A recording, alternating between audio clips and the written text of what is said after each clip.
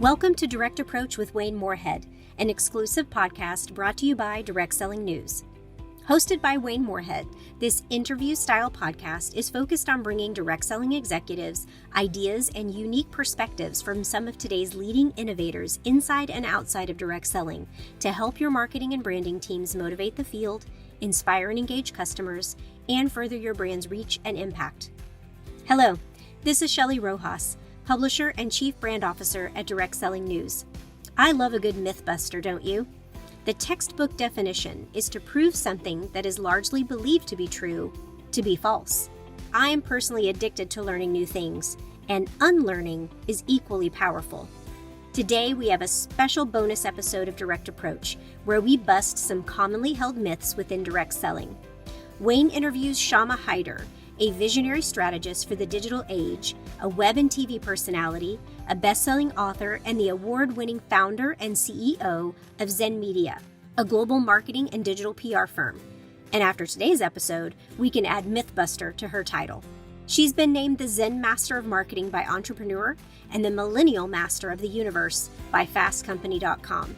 Shama has also been honored at both the White House and the United Nations as one of the top 100 young entrepreneurs in the country. Shama is a lifelong entrepreneur and expert in social media and emerging technology.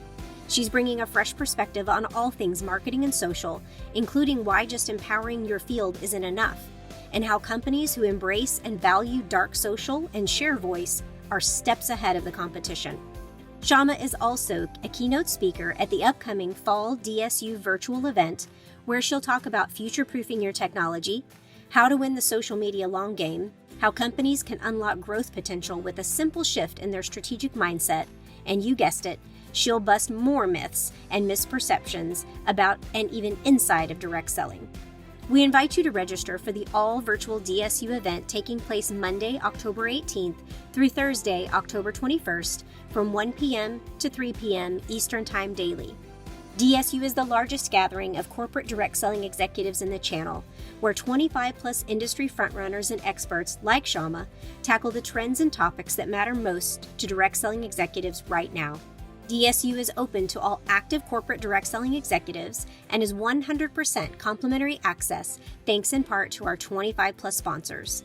To learn more about the event and to register, visit dsu2021.com. Now, a word from our sponsor.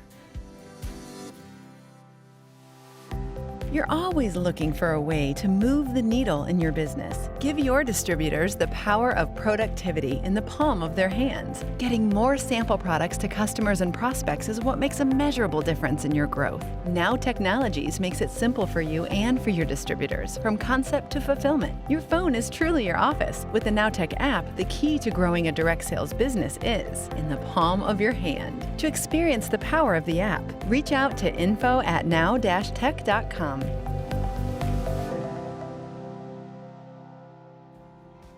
All right, let's get into some of the myth busting. Please help me welcome our host, Wayne Moorehead, and today's guest, Shama Hyder, founder and CEO of Zen Media. Hey, everybody, and welcome to another episode of DSN's Direct Approach podcast. I'm your host, Wayne Moorehead, and we have a very special guest today. She's one of the leading experts in technology, in social, in digital marketing. She is an author, she's an entrepreneur, and she founded Zen Marketing. So I'd like to welcome Shama Hyder to Direct Approach. Shama, thank you so much for being here. Thanks so much for having me, Wayne. Pleasure to be here. Oh, thank you. I've been following your career. So first of all, thank you very much for the great content, the perspective and insights that you share so freely. I love them. I always learn a lot. And again, congrats on the success that you've had with all the awards that you've won. I'd love for you to tell us a little bit about your entrepreneurial journey and what led you to founding Zen Marketing. Sure. Happy to share a little bit, Wayne. It's funny because in some ways I've always been an entrepreneur as I think so many entrepreneurs tend to say, it starts when you're a kid and it's in your DNA. And then somewhere along the way, I thought I'd go corporate and then ended up, smack dab as an entrepreneur. And so one of the little known facts is I did my thesis on Twitter when it had 2,000 users. So really early days. passionate about social media, not because I feel like every platform is the greatest thing since sliced bread, more because I just, even like now almost 15 years ago, saw how much of a game changer was going to be for the business world, for comms, for just everything, right? Like complete game changer for how we do things. So my original goal when I got out of school, so I did my thesis on Twitter, had 2,000 users. I thought I'd get out and I'd go get a job, which is the technical, the correct answer, right? It's kind of what the education system is really geared for. And what I found was when I graduated, I was so passionate about this newfound world, if you will, but I didn't find any companies that understood the value of it quite then. It was just a little too early. And so I had a fork in the road to either go, I wanted to go the consulting route. I thought, well, I could go work for a big consulting firm, but I'd have to totally give up the social media, world because it's too new. Nobody wants anything to do with it. Or, I set up my shingle and go for it because I know where this is headed and it's just a matter of time. So that's how Zen Media really began. And that's how I launched the company. Very soon, the very companies that I was interviewing for became clients because they started to see how impactful it was and how much of a game changer. So yeah, so that's my story. And today we work with companies all over the world, lots of great direct selling companies that we've had the pleasure of calling our customers and clients. And so I understand the direct selling world really well. And I understand, not as well as you, obviously, but I understand the digital side of things. And so I'm excited today to talk about sort of what that intersection looks like. No, absolutely. Yeah, you have been on the front lines of kind of the digital, revolution that has impacted so many channels, especially too, the direct selling channel. This is a really exciting time. So much is happening. So much is changing. So much is evolving right now.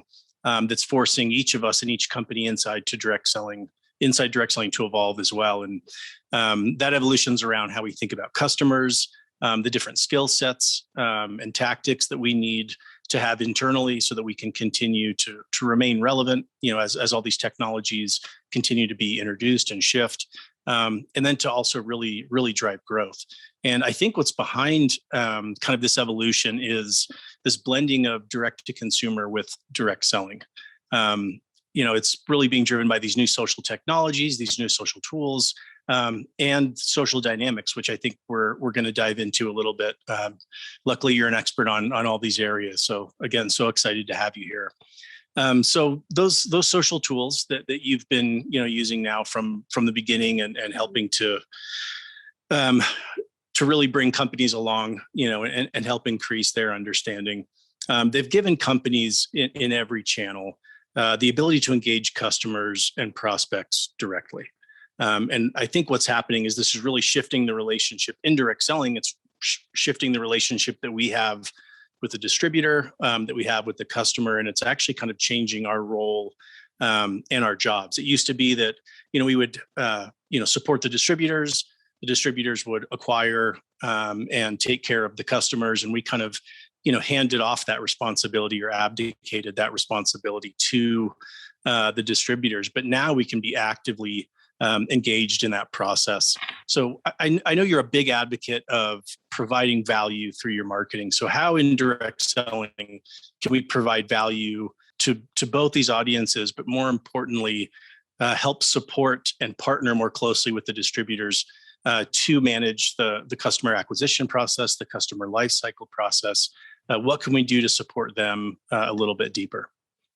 Sure. And so I think it begins with being really honest with ourselves, right? So I feel like, especially when it comes to direct selling, I think it helps to be really honest and say, what's the world our distributors are living in today? What are their, really putting yourself in their shoes? Because I think, and I do see this, I see some direct selling companies, and we won't name names, but I see direct selling companies who are still treating their distributors and giving them information and empowering them as if it's the 90s, right? Like, Yeah. not realizing that wow, so you have to be honest with what the world looks like. And, Wayne, I'm not emotional about any of this stuff. I'm not, I'm not a fangirl for social media for the sake of being a fangirl or for I'm actually quite business oriented and I just look at outcomes. And so if you step back and you're like, look, if our outcome is to sell more product, our outcome is to grow our company and it's to build a community while we're at it, you have to look at what are the real challenges your distributors face, right? And so many, like, I think one of the things that's really interesting is so many direct selling companies will say, we've got a great product. And that's amazing, but those are table stakes. Absolutely. You have to start there and say, look, a good product, that's your ticket in. Yeah. That's the minimum, right? Those are table stakes. Like you have to have that. If you don't, then you have another slew of issues. Beyond that, you have to look at, given that, how can you empower your direct sellers and help them where even if you are selling, let's say, to the end consumer in different vehicles, that they still feel confident. And whether, once you're honest with yourself, then you can look at, does that look like training? Does that look like giving them more credibility? Does that look like, look, you have to not just empower, because I think direct selling does a really good job of empowering their distributors. You have to enable. And those are two separate things. Empowering is making them feel like you've got this. Enabling is to help them understand what their world looks like, know what their world looks like, know what their skill set capacities look like, and then giving them the tools. Like, they're so one of the things that I'm a huge advocate for, and not just, I won't say this, not just because we do this at Zen Media and because we're good at it, but because we do it because it works. PR and earned media are so important. And I'm always amazed at how low it is on most direct selling companies' list, because when you're talking about these distributors and they're going out and they're selling, it's not that different than B2B sales, right? Like someone's going out and Sure. selling on your behalf. The difference between someone who goes, I've never heard of that, or, oh, I have my misperceptions about that, versus, oh yeah, I read about you guys. You're really everywhere right now. That is what you need to give. That is what you owe your distributors to help enable them. Give them that credibility, build that credibility for your brand. So when they go out there, the pride that they have in the product isn't just their personal pride, but it's reflected through third-party credibility. Absolutely. I'd love to dig in on the PR side a little bit more, just because I do think it's such an important issue in direct selling. Historically, I think a lot of companies in direct selling were afraid of PR and would literally try to avoid it. I remember being in a meeting with a bunch of industry executives, and one of the people there, one of the attendees said, the best PR is no PR. And again, I think it's because the companies never felt that they would really be getting a fair shake in the media. It was too hard to describe, really succinctly a lot of the idiosyncrasies of the channel. But now in today's digital world, with every company's digital footprint, it is impossible and probably reckless to ignore PR and earned media. And I know you talk a lot about making sure there's kind of a balance in the conversation. I always look at it as, if someone were like going up to your building, your headquarters, and spray painting graffiti on the walls, you'd be out there trying to erase that. And I think, page one of Google, is similar. It's the front of your headquarters. It's your presence online to so many people. It's one of their first stops. So talk a little bit about the importance now from a content, from an earned media perspective of providing that balance. Yeah, and that's a really good analogy. And to your point, Maine, you have to go even beyond. It's a headquarters implies someone has to come to your headquarters to see the graffiti. This is everywhere, Sure. Right? Like this is ubiquitous. And so you have to realize that and think about how much of a handicap that is. So look, now you're talking about PR at multiple levels. There's the, hey, how do we, you've got companies that have had a negative perception or negative experiences in the past. So there's a lot of reputation management stuff. The majority of companies are neutral, but neutral is just as bad as negative because there's nothing, right? Like are you, in an industry that has had to work so hard to establish its reputation, neutral is not an option, right? And so I think every company today has a digital footprint. Every individual has one. The only question is, do you want to control it or not, right? Like, how much do you want to have? How much of a say do you want to have in these sort of changing tides? And not to say that you can control the internet, but certainly you can influence it to a high degree. Because let's say I just met you, Wayne, and you introduced me to your direct selling company and you're excited about it. To your point, what is the first thing I'm going to do? I'm going to Google it, right? And Yep. what do I find? If I find nothing, I'm going, what is this? Are they even going to be here tomorrow? Right? Sure. But if I see that and I see executive interviews, if I'm seeing, wow, these guys are changing the life of their, how they view things, their products, if the story after story is a positive take on the company, and you know what, even if there's a few negative things in there. So here's one of the things that I'll share with you that's so fascinating, to your point of like, people are so afraid of negative press or negative comments, right? And they've done studies. So the myth is that negative press is bad. We don't want anything negative. But the truth is that having a little bit of negative actually makes the positive that much more credible. So you look at, you don't have to go far. Think about when you as a shopper go on Amazon. If you go buy something and you see total 5-star reviews, what are you automatically thinking? Yeah. You never believe it. I always go read the 1 stars first. Yeah, you're like, I just don't know if this, like, really nobody hates this thing, because come on, we all know, like, you can't please everyone in business. It's a thing, so so there's a lack of credibility. Now, when you see some, a product that's got mostly 5 reviews, a couple of 1 stars, couple of 3s tossed in, all of a sudden though, that's still a good product, right? You're still like, wow, the majority of the people seem to be in favor of it. And most importantly, you're now intrigued. You spent more time on it. You are going deeper down the rabbit hole with it. So I think these are really important things to understand and realize that it's not about perfection.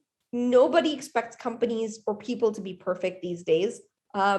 It's much more about progress and making those efforts and making those attempts. And and when you do mess up, apologizing. There have been some amazing viral apologies that have gotten way more positive press than the actual, faux pas, because they were just handled so well. Sure. Yeah, absolutely.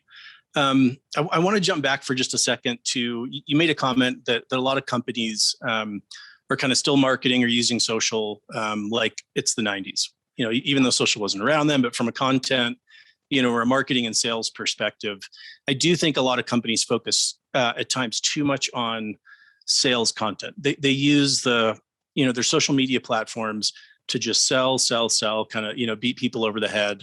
And again, kind of getting back to, what you were saying about providing value. I think social is has a huge potential and is an amazing platform to provide value outside of the product and potentially even outside of your customers or current distributors, to establish relationships with prospects. This gets back to kind of what you were talking about, awareness, having these relationships and these interactions where, when they do need a product, they already have a relationship, they already trust you.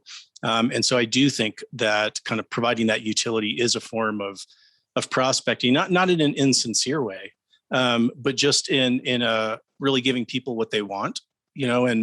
So any thoughts about how you've seen direct selling companies use, their social platforms as it relates to balancing, product content or, sales or opportunity content? And what do you feel is kind of a good ratio? If there is a split or a balance, what's a good ratio? Yeah, so interesting. So Wayne, I'll answer it in 2 ways. I think often seeing social in a silo without earned media, without owned media, without good content is dangerous. A lot of times it's not a lack of social strategy, it's a lack of content strategy, right? There's just not good content. And so you've got to think about not just what your company says, but what are other people saying? I mean, look at, influencer marketing. Influencer marketing for most direct selling companies means their own distributors.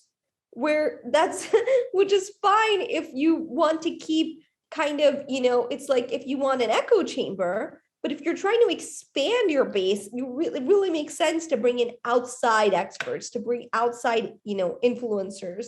So I mean, look, I think, should you talk about your product and services? Sure. But think about what you want to see as a consumer when you go on social sites, right? It's more about that community, the ethos, and it has to work in conjunction with your overall strategy. It's not a standalone. So I think that's important to understand too. I think the other thing is, another myth is, companies feel like if people aren't engaging with their content proactively, that it's not working. And nothing could be further from the truth. The majority of the things that we engage with, we do not engage with proactively or leave a mark, okay? So what I want to talk to you and the listeners about is dark social. The majority of decisions that are made on dark social. They are not made where you have full visibility. No one looks at your product, post on Facebook, goes, wow, this is really cool, leaves a comment and says, boy, guys, this is exactly what I was looking for. Thanks so much. Here I go. Let me go talk to the missus right now. Doesn't happen, right? But what does happen is they look at that post and then they move on. And then they see another post and then they move on. And then they talk to a friend on, WhatsApp who says, hey, have you heard of this? I'm really into it. And you're like, I've been seeing their posts about this stuff. It's I don't know. Do you think this is legit? What do you think? Then the friend says, yeah, man, it's been a huge game changer. Matt from so-and-so, he's been doing it. He really believes in this stuff. This company's awesome. They're going places. And then this guy does nothing, right? Does nothing. Then finally, he's sitting for dinner and his wife says, I read a really interesting article today on Inc. about how this company has been, who's really been championing this community that we care about, or whether it's fitness, this is really cool. And the guy says, I just talked to my buddy who told me about Matt, who's doing this. They've been looking at their posts. Okay, maybe we should check it out. So you tell me what works. It's dark social. And so when even direct selling companies look at something in a silo, I think, so here's the problem, I think, Wayne, and this isn't true for direct selling companies, so you'll have to forgive me for my rant. This is true for companies across the board. We have traded the effective and, the real, the stuff that actually moves the needle, for the measurable and the efficient. But the measurable and the efficient are not always the effective and the progress and things that actually work, right? And so I think we have this sort of fascination with everything needs to be exact, everything needs to be measured, everything needs to be based on, what we're seeing. When really what we know for a fact is that the wider your net, the broader you go, the more you embrace that decisions are happening in sort of this dark social, the faster your company grows. I love that. There's so much in there. I was frantically taking notes as you were speaking, so I could circle back to some of it. I totally agree with what you're saying. I do think at times, as we try to measure everything, it can give us false information. So it can cause us to go down paths that aren't necessarily correct. And I also think it is the aggregate impact of all the experiences that we have with a brand at every touch point. It's not just that last click. Last click attribution can be really, really dangerous. I always use the analogy, to your point of, somebody, you're in New York City, you're in Times Square, wherever, taxi goes by, with an ad, a billboard on top of the taxi. How many people actually see that ad, jump in the taxi and say, go take me to that store, I'm going to go buy that thing? No, but it's an impression. It's an impression. It does create awareness. And I think to the point you made earlier, it does help to kind of soften the beaches for our distributors and our prospects as well. I was at a really rapidly growing D2C brand. And, with the help of Facebook and Google, we were able to understand that it took about 28 touches, just digital. That's not brand marketing at all. Yeah. Just from a digital, it took about 28 touches before someone bought our product. So I totally agree. There's so much that's happening out there, online and offline.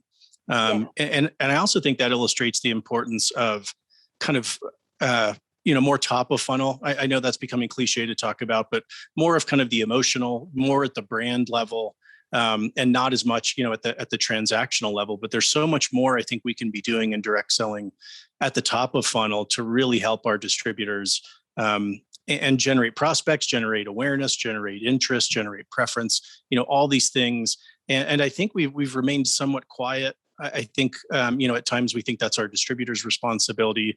And I also think at times we feel that because a lot of our budget goes to the commissions, that there's not the budget there to really put towards the marketing. But again, if you're doing it right, all of these marketing activities are going to lead to, conversions and enrollments and product sales. But if you're just looking at it myopically, you're going to miss the bigger picture of really what's having the impact there. Yeah. And I think sometimes we are skewed by our desires, right? Because we want so much for that data to tell us the truth. Yeah. I think it's interesting that you brought up funnels, because I think another sort of misconception that a lot of people have is that, when we do thought leadership or we do earned media, that it only works at the top of the funnel, right? But they actually did this, the LinkedIn. So LinkedIn does amazing research, by the way. And I highly recommend people check out LinkedIn Business for some of the research they put out there. They did a study, and they looked at brand building and companies that invested in and so forth. And they found something really interesting, that thought leadership has just as much effect on bottom of the funnel as top of the funnel, based on that, thought leadership often determines who wins at the end of the day, and whether a customer or not is willing to pay a premium price. I think that's the other interesting point that you brought up, Wayne, is commissions, right? And so many times I talk to direct selling companies, and they're trying to figure out, how do we raise our price? Like, we need to raise our price, or we want to raise prices. Well, people pay premium every day. We pay premiums for everything. But what do we pay premiums for? Brands we trust, brands we like, and brands. I mean, I think it's funny that so many companies think they have a brand, but really all they have is a logo and they have a name, but that's not a brand, right? A brand is so much deeper than that. It's so much bigger than that. Then you look at, all the nuances. We worked with some direct selling companies and looked at their global markets. So Latin America does business very differently. Asia does business very differently. Latin America, most deals happen on WhatsApp, right? Like, that's their funnel. And so if that's the case, that brand, those experiences, I really think it's high time that direct selling companies take a page out of top B2B brands, good brands, and see what they're doing. I mean, these guys aren't idiots. Corporate America is not made up of dummies, right? Like, they're raking in billion and trillions. Like, do you think that would be the case if this stuff didn't work? Like, a great example of this, I thought this was really fascinating. Wayne, are you familiar with the company Klaviyo? Yes. So Klaviyo is like an Afterpay, right? So for listeners who aren't familiar, Klaviyo is a kind of it's really a fintech platform. Mm-hmm. And so if you've ever bought something online and you see that little thing that says pay in 5 payments or 4 payments or whatever, powered by Klaviyo or Affirm, they're one of these companies. So they're fintech. They work with, e-commerce vendors. They did a experience house with Lady Gaga, okay? A creator house with Lady Gaga in LA. And I thought, that is so fascinating, because they're a B2B company. They don't even, but they are smart, because they understand that their brand, it's the end consumer has to trust that brand, right? And by teaming up with Lady Gaga, I mean, how many direct selling companies would be like, yeah, that's a great partnership? That's what I'm saying. Even when it comes to influencer marketing, even when it comes to PR, most companies think so small, and this was so great, because not only did they do this creator house with Lady Gaga, the amount of press that they got, right? This company that otherwise no one else would have covered. I mean, just genius. Look at Airbnb. Airbnb, and Brian, who's the CEO, he said it in their annual in their shareholder meeting. He said, our success is because we got more share of voice than all our competitors combined. Sure. All PR. And so, we can talk more about this, but I think ROI is a terrible metric because it forces people to focus on return on investment. And so if I tell you, Wayne, hey, if you give me $1, I'll give you $10. That's a 10x Sure. ROI, right? Sounds pretty good. Hey, I got a 10x ROI. But hey, Wayne, you give me $9 million, I'll give you $10 million. Right? What's a better deal? Right. Okay. And so I think we have this sort of fascination with ROI because it's understandable and it's measurable and it's easy. But really what is what we find the best metric to focus on is share of voice. Because if you increase your share of voice, you increase market share. And that's not me saying that. That's Nielsen. That's every study that's ever done. There is not a single company out there that has market share that does not also have the majority of share voice. Not a single company. Look at Tesla. Tesla has more share voice than all their competitors combined. And do you think they have the market share to match? Yeah. You don't get to be a market leader unless you are proactively increasing your share of voice. I totally agree, especially, you're speaking my language. I'm looking at this from a brand lens. Been in the industry, CMO role, but also spent time at agencies and D2C brands. And the company that I was referring to a few moments ago, I was over brand marketing there, and it was a rapidly growing D2C brand. It was a startup. And so we did meet. We met with the CFO and the owners weekly to go over ROI. And I do think when you measure that way, especially kind of, I'm going to say this for effect a little bit, but kind of the last click, when you use that as the measurement tool for ROI, you miss out on so many other marketing opportunities. Again, that share of voice. And for me, it was always a battle to grab budget and try to shift some budget from, those tactical things that, according to the statistics that you can measure more directly, but you miss so many of these other opportunities to really engage with prospects, with customers. The other thing you said, you talked about share of voice, and I do think that's, I'm sure very few companies in direct selling, even track or measure their share of voice, relative to the competition within the channel, but in the, larger kind of cross-category perspective. And I find that interesting because so many of the companies in direct selling are the largest brands in their category, regardless of channel, whether it's beauty, whether it's weight loss, whether it's personal care. One of the largest beauty brands in the world is in direct selling. The largest hair care brand in the world is in direct selling. The largest weight loss company in the world is in direct selling. And yet I still feel like our marketing hasn't evolved to really reflect our position in the category. We kind of have blinders on where we just focus on the channel and forget the larger role that I think we can play and that our brands can play. And to your other point, because of the position of being these category leaders, they are brands. They need to actively manage their brands. They need to build their brands. They need to be really deliberate about the brand marketing. You're right. It's not just the visual expression of the brand. It's how you're positioned in the marketplace. Sorry, your rant just made me go on my rant.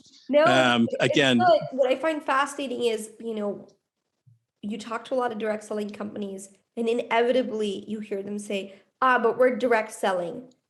And my answer is, so what? Does that mean you can't do a deal with Lady Gaga? Does that mean you can't do an influencer campaign? I feel like when you're, in a way I understand why they say that, because it's like, hey, we're, but also I'm like, you're B2B2C. Do you know how many organizations in the world are B2B2C? Yeah. The majority have some intermediary. The Fortune 500 are B2B. Right? There's a B2B division. They have a B2B2C division. Like, this is every company. But I think because of that, there's so much fear, right, with direct selling sometimes of not wanting to rock the boat, not realizing that the boat is constantly being rocked. Sure. And all it does is just, I feel like direct selling companies, to your point, great point, Wayne, that biggest beauty brands, fitness, some healthcare, like so many categories, but they continue to they continue to play small. And I Sure. say this because I've worked with so many of these brands, again, not going to name names on this, but worked with so many brands that they play small, right? And it's almost like they're trying more to kind of keep what they have rather than grow. And by doing that, they lose. I think this is another fascinating myth that I would love to bust on the podcast. This idea of loyalty, of distributor Yeah, loyalty, please. customer loyalty, you name it, loyalty. They've done all these studies, and loyalty really doesn't exist until you have customer penetration. So if you are the market leader, you have loyalty. If you are not the market leader, you don't have loyalty. There's so much effort spent on creating loyalty programs, and really all you got to do is just keep getting more customers. The bigger you get, the more acquisitions, the stronger your brand, the more loyalty you have. Yeah, and I think that gets back a little bit to your, share of voice as well, because from a market penetration standpoint, that's going to create, there's going to be more awareness, more share of voice. You'll have that, and so again, I think it does get back to, don't play small. I love that you said that. I think a lot of times we do kind of, play small and maybe focus on, field marketing and not realizing again the role that we play, in the larger competitive set and in the larger category. We are category leaders, and I think we need to act like it at times as well. And I also think there's a misconception within direct selling, and it is evolving, that our competitive set gets really blurry. I think we kind of look at other direct selling companies and we don't sit on shelf next to them. But yeah, we need to play that bigger role. We need to market the brand because there are replacement products, in every channel, in every category, and we need to realize that's who we're going up against. Totally. And can I say something else rather bold? Please. On the direct selling companies that I've had the experience of getting to know, whether it's clients or otherwise, they have really good marketers, smart marketers. A lot of times they are cut off at the knees by their CEOs, by others in the C-suite, by folks who don't understand marketing. And to everyone listening on this, I really urge you to support your marketing teams, because so many times, and this is not true just for direct selling, I will say this, they are seen as the on-demand collateral center for everyone else. And that's not marketing's role. It is one of the things that marketing does, but it is not marketing's role. I think that's interesting, because in direct selling, I often find that there is a challenge sometimes in the C-suite about control and not wanting to give that up and feel, but if you have a marketing team, if you have a CMO, you've got to enable them. You've got to enable them, just like you have to enable your distributors. You've got to support and enable your team to do the work that you hired them to do, right? Give them that freedom, the budgets to think and to be able to deploy things. I've seen companies that are massive direct selling companies where the CMO has to get approval for the smallest of budgets. And it's like, by the amount of time it took you to do that, your competitor just, deployed their whole campaign. Right. And absolutely. So I do think, to your point, Wayne, you're not competing with other direct selling companies. You are competing with everyone else out there for market share, mind share, your industry, right? So every direct selling company, I find, plays in two industries: the direct selling industry, but then also your vertical, right? Whether it's health, beauty, fitness. And so one of the things that's fascinating that's happened with B2B is, for the longest time, B2B is to say, look, we have a website, our competitor has a catalog, so we're winning. But then you realize that your customers aren't comparing you to your competitor saying, oh, that guy's a catalog, these guys have a website. They're comparing you to the experience they have when they go to an Apple store. They're comparing you to the experience when they log on to, Sephora's website. They are comparing you to their other digital experiences, to Amazon. That's the bar. And I think that's so important to really be able to, embrace and realize. So yeah, excellent point, Wayne. You're not competing with other direct selling companies. Let me step back for 1 second. Where do you think the disconnect between kind of that C-suite right now and the marketing team comes from? So a couple of things, and I'll say it goes both ways. I think marketers have to be a little more emboldened too, and say, they've got to be able to speak the language for their C-suite too. Just the other day on LinkedIn, I was sharing, how to explain brand to your CFO. You look at, leads and such, and that's like your, that's your income sheet, right? It changes. And then you've got when you do brand, that's like your balance sheet. That's where the stuff that you have, that's gonna move very slowly, if at all, right? So I do think for marketers, they need to be able to speak the language and help educate their colleagues and execs. I think partially it's also just not understanding how marketing functions. How many people in the C-suite even know what share of voice means, Wayne? Sure. Right? Like, you keep insisting on ROI, but I've already just proven to you. So it's also, they're incentivizing marketing the wrong way.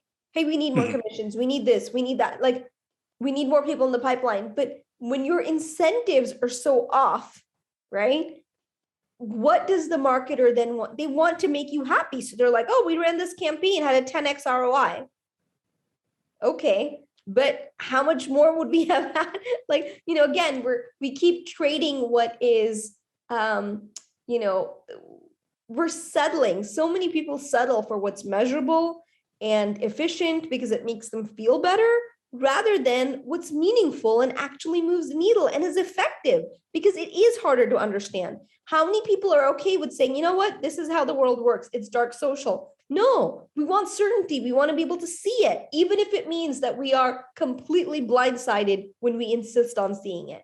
Yeah, absolutely. Absolutely. So I also watched a video where you talked about companies future-proofing themselves with all the technological changes happening so quickly.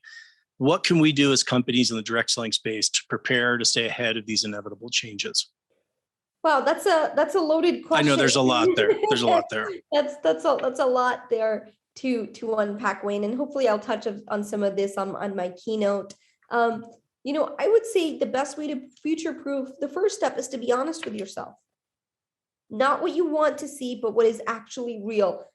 How many people in companies, not just direct selling, but everywhere, we see what we want to see, not what's actually there. So if you force yourself to be honest and say, for example, you say, I dislike TikTok, whatever. Okay.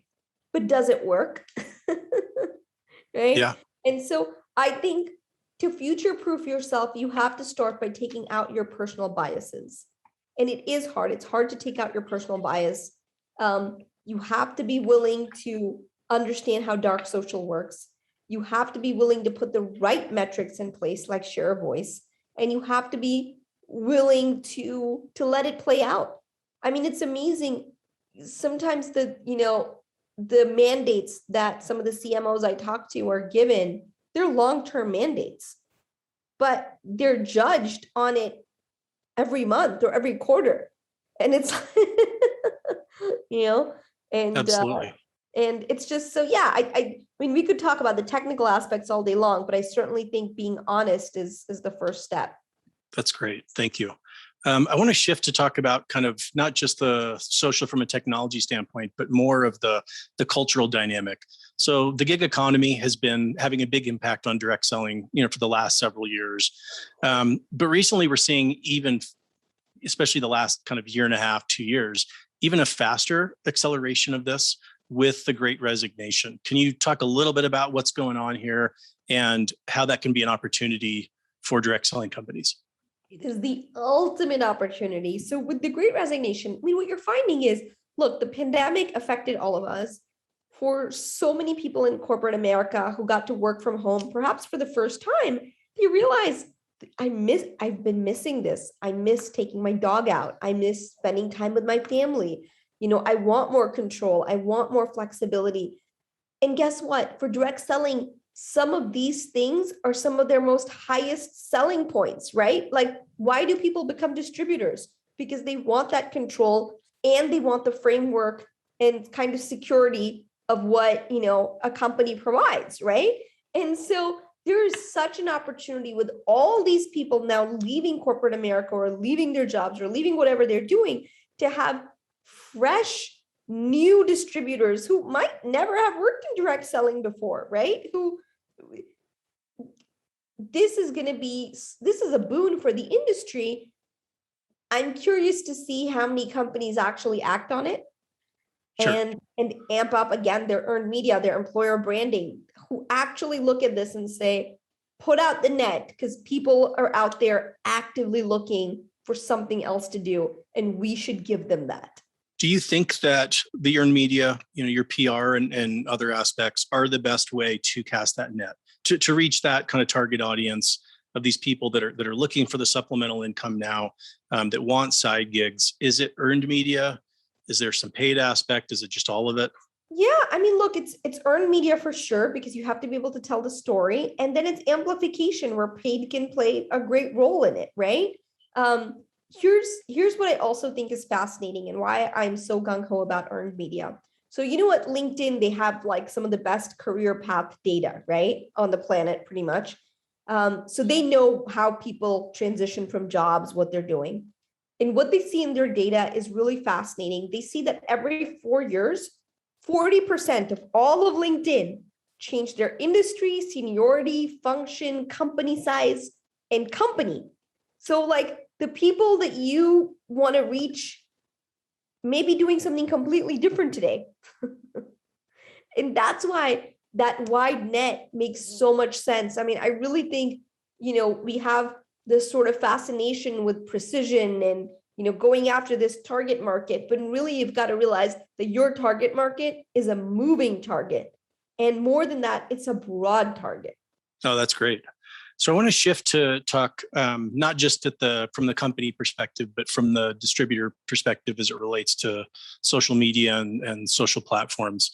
So essentially right now we have a channel, the direct selling channel is made up of 120 million influencers. And I think in their own right, whether they have 300 followers or 3,000 or 300, I think we can refer to them now as influencers just because of their potential reach.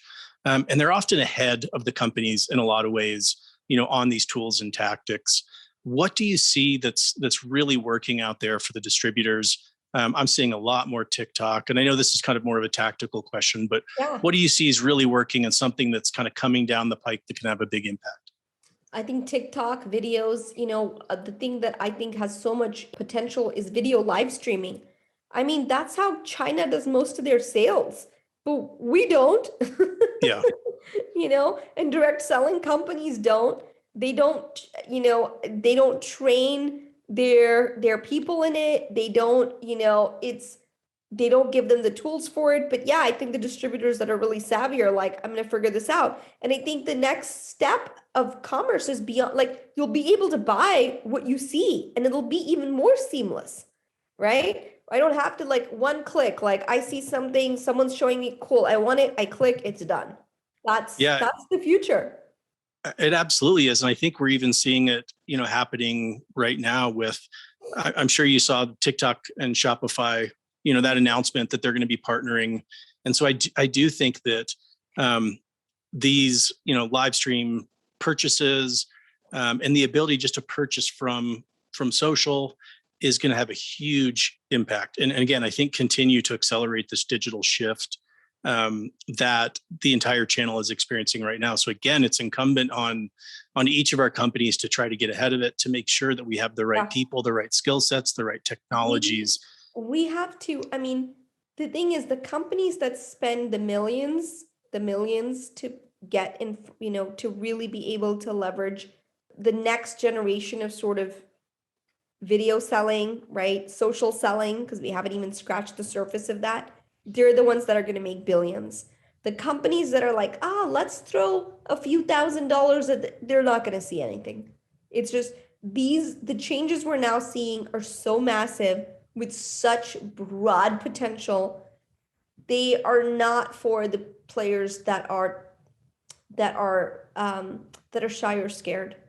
No, I agree. And I think one of the things that, even farther upstream from some of these campaigns and marketing tactics, farther upstream is making sure that you have an e-commerce platform. You have the ability to actually seamlessly transact.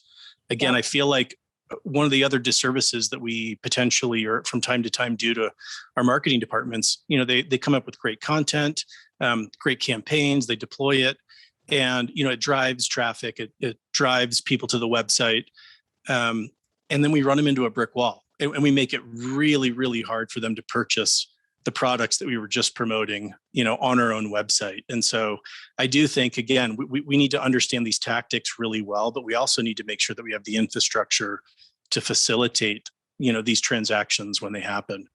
I want to start kind of wrapping up a little bit, and I'd love to know what's the best piece of advice that you feel you've ever gotten? It doesn't need to be business related. It can be, more on the personal front, but what's something that sticks out in your mind? Something that I really believe, and I share this with the team all the time, and I think it connects well with what we're talking about, is a rising tide raises all boats. And that's my philosophy. I believe it. It's how we run the company. It's what we believe at Zen Media. It's what I feel like is the winning marketing strategy. Rising tide raises all boats.